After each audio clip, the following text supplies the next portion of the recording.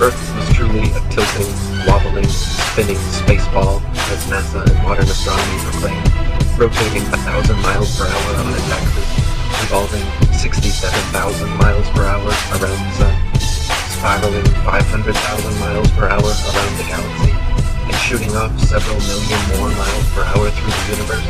The star patterns would never look the same 2 nights in a row, let alone be fixed in exactly the same constellations for thousands upon thousands of years. The reality is that the Earth and Polaris do not move, while everything else in the heavens revolves over Earth and around Polaris, east to west, like in a planetarium dome. Our Earth planetarium, however, is so vast that perspective won't allow any observer to see all the stars simultaneously from any one vantage point. We can see Polaris, Ursa Major and Minor, and other northern constellations from every point north of the equator simultaneously, but conversely, we cannot see the so-called South Pole Star, Sigma Octantis, the Southern Cross, or other outer constellations simultaneously from every point south of the equator, because they all sweep over a great southern arc from their rise in the evening to their setting in the morning. Facing north, the stars turn counterclockwise from right to left. Facing south, they turn clockwise from left to right. Facing east, they rise in front and set behind, while facing west, they rise behind and set in front. So their apparent motion, angle, and inclination changes depending where you are on Earth and what direction you are facing, but their actual movement is always east to west.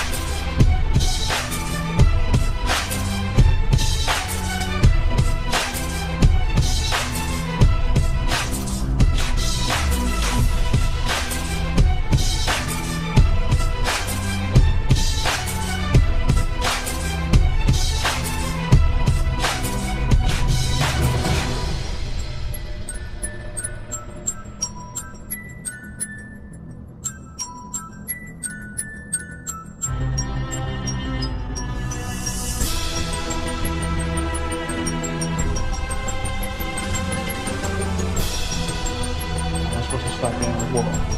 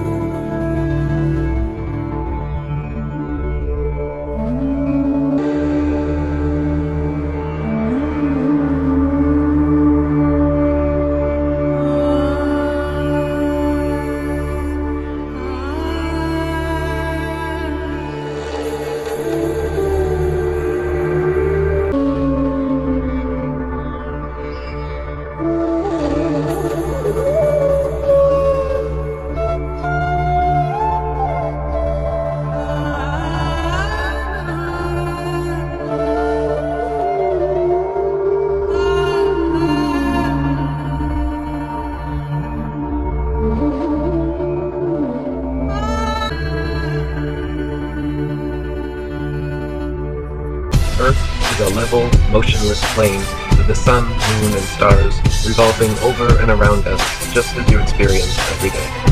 The North Pole is the magnetic monopole center point, with Polaris, the North Pole star, situated directly above.